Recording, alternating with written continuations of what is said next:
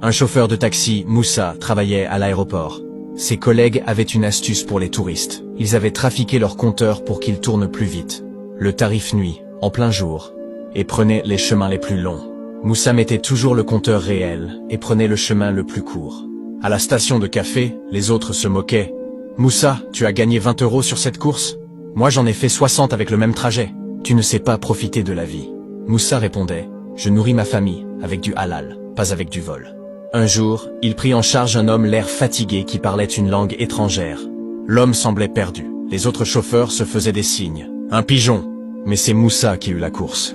Il conduisit l'homme directement à son hôtel, aida avec les valises et demanda le prix exact. 25 €. L'homme lui tendit 100 €. Moussa rendit la monnaie. L'homme insista. « Non, gardez. » Moussa refusa. « C'est trop, monsieur. » Puis la surprise survint. Mais avant de te dire ce qui s'est passé, si tu sais que le contentement est un trésor inépuisable, appuie sur like, abonne-toi et dis Alhamdulillah en commentaire et partage. L'homme sourit et parla soudainement dans la langue de Moussa. Parfaitement.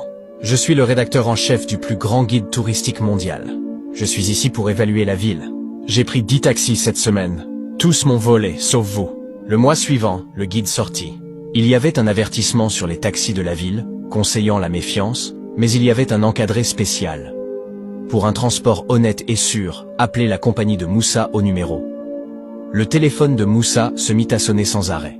Les touristes ne voulaient que lui.